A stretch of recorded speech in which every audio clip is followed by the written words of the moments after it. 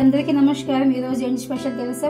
Veg pulao అండి। Just అంటే ఇంట్లో ఉన్న వస్తువులతో జస్ట్ అలానే ఈ వెజ్ పులావ్ వండుకుందామా చూద్దామా। ఇది చూడండి, ఇక్కడ నేను ఇది సాజీరా ఇవన్నీ ఇలాచి లవంగ్స్ పెట్టుకున్నా। ఇక్కడ అంటే మా చెట్లు అయిన మిరపకాయలు అండి, ఉల్లి ముక్కలు అండి, ఇక టమాటా ముక్కలు, పన్నీర్, ఇక గాజర్, ఇక ఆలు వేసుకున్న పిల్లలకి ఇష్టం కదా అని ఇక ఇది అల్లం తెల్లు పేస్ట్ అండి। ఇంకా నేను ఇది సోయాబీన్ కూడా పెట్టుకున్నా, వేసుకుంటాం బాగుంటుంది అని। ఇక స్టవ్ ఆన్ చేద్దామా।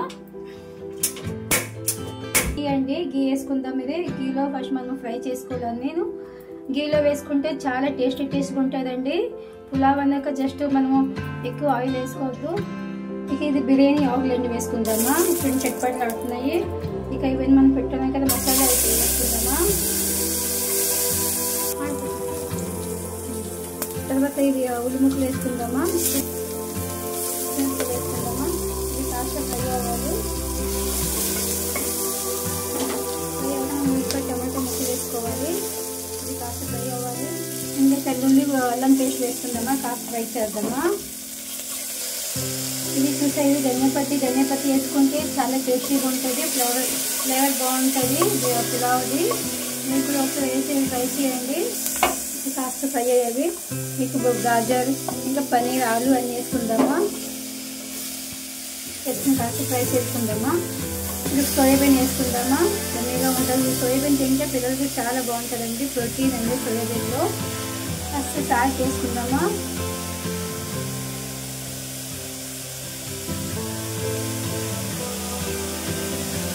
ఎందుకంటే కాస్త మగ్గాలి కదా, ఇది నేను ఆయిల్ వేయలేదు, కేవలం గీ కాస్త వేసాను, మగ్గడానికి వేసాను।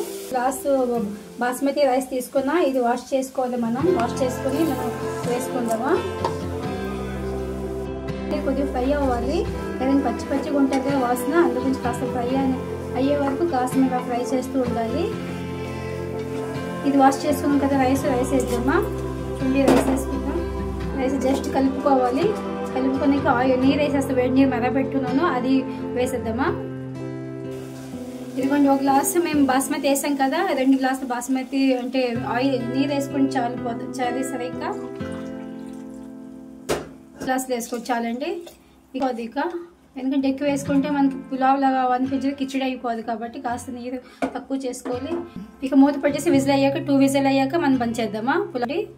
ఇక పన్నీర్ మసాలా వండుకుందాం। పన్నీర్ మసాలా గురించి కాజు ఆల్రెడీ నేను హాఫ్ అన్ అవర్ ముందు నానబెట్టుకున్నాను। ఇక టమాటో, ఇంకా ఉల్లి ముక్కలు, ఇంకా పచ్చిమిరపకాయలు, అల్లం తెల్లు వేసుకుందాం, ఇవి పేస్ట్ చేసుకుందామా। ఇందులో కాస్త అంటే దాల్చిని వేసుకుందాం, ఎందుకంటే టేస్ట్ గురించి। ఇదంటే మిక్సీ అయిపోయింది। ఇక ఒక బాణంలో మనం కాస్త ఆయిల్ పోసుకుందామా। ఆయిల్ పోసుకొని ఇక పన్నీర్ ఫ్రై చేసుకుందామా। ఎందుకంటే ఆయిల్ వేసుకొని మీకు అంతా కాస్త గీ కూడా వేసుకుందామా। ఎందుకంటే గీ ఎందుకంటే అంటే స్మెల్ బాగుంటుంది అనేసి గీ వేసుకుంటాం ఫ్రై చేసినప్పుడు। పన్నీర్ వేసుకుందామా ఫ్రై చేయడానికి।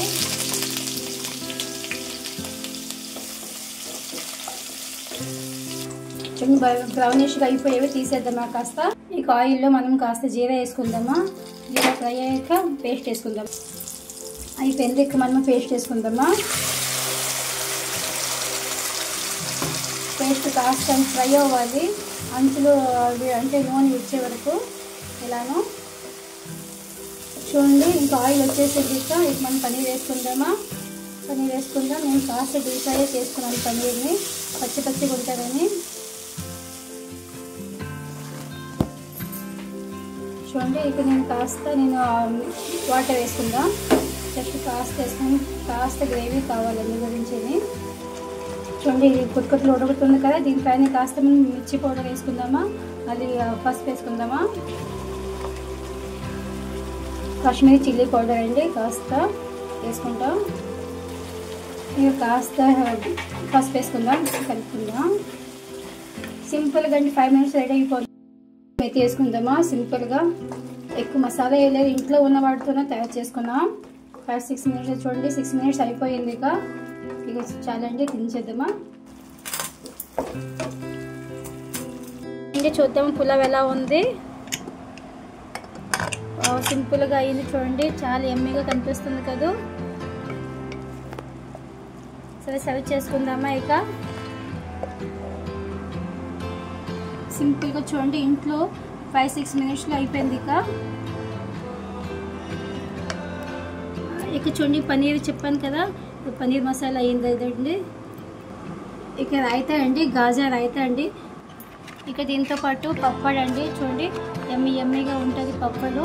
ఇవన్నీ ఈరోజు సండే స్పెషల్ అండి మాది. చూడండి పులావ్, పప్పడ్ అండ్ పన్నీర్ మసాలా అండి, మళ్ళీ గాజర్ అండి, గాజర్ రైతా ఎలా ఉంది చూడండి, చాలా యమ్మీగా ఉంటుంది. ఓకేనా.